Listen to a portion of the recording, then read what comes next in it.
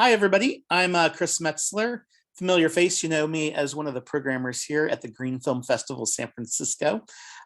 It's really exciting to kind of be in this brave new world where we have films screening, online and in person and everything in between. We're really lucky to have a Q&A here with Stacy Tenenbaum, the director of Scrap. Thanks again for being here, Stacy. Well, thanks for having me. Sorry I couldn't be there with you in the theaters. No worries. We know how it goes sometimes.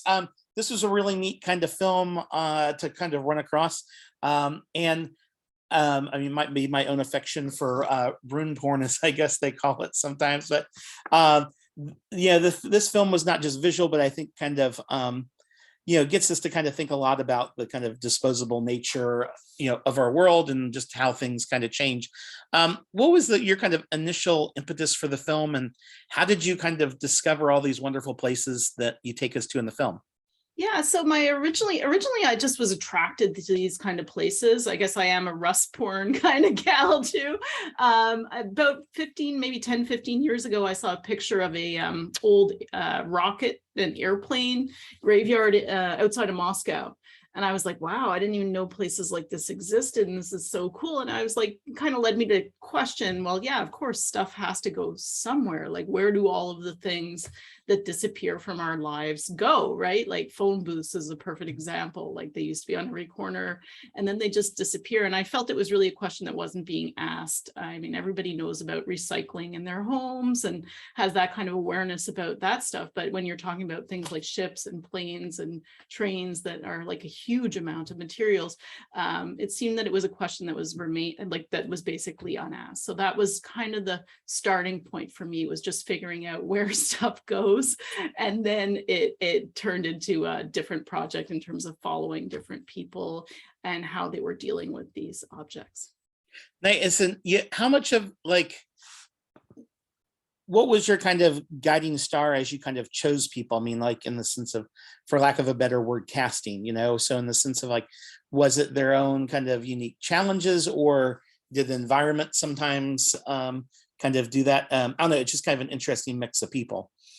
Yeah, so the first thing was, I think the uniting thing between all of them is that each of them has a very deep connection to this whatever scrap or whatever things they're collecting or recycling or whatever. So at the base of it, I wanted to show that we can have a connection to things and sort of promote that as something that, if we can be connected to things, then we can care more about them and not just throw them away, try and keep things longer. So that was always the idea behind the film.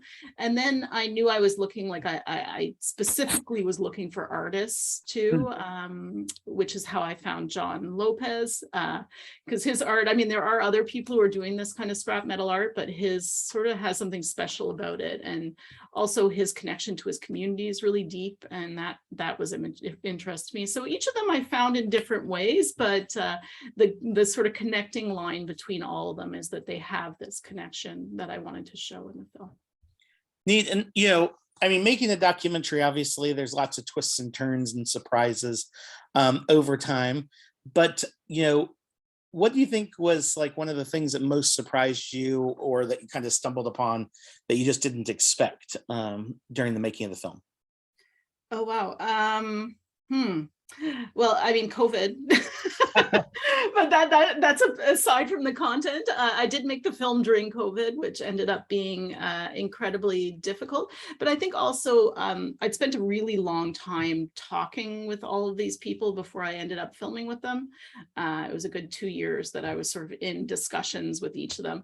And so by the time I got to filming, there weren't many really huge surprises. I would say the one big surprise was the scrapyard that John gets his stuff at, which was like, I had no idea how huge it would be before I went to film. I hadn't scouted it in advance.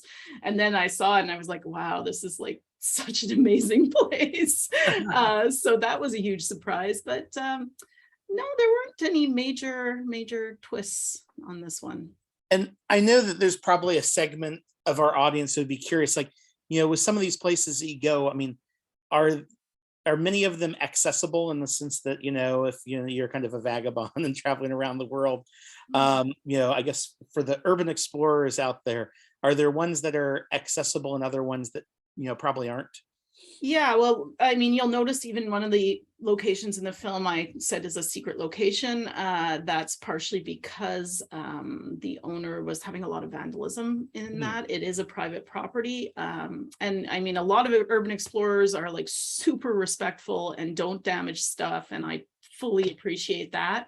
But then other people, are going onto private property and destroying things.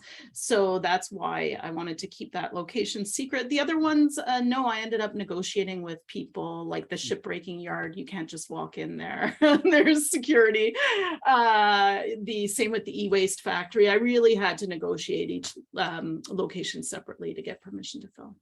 Nice. And, when we kind of walk out of the theater, I think this is a very kind of a sensory oriented sort of film. Is there anything personally that you would like us to kind of think about, or even the people in the film would want us to kind of consider, kind of reflect on? Yeah, I think there are two big themes in the film. One of them, which is sort of embodied by Sonia, the photographer.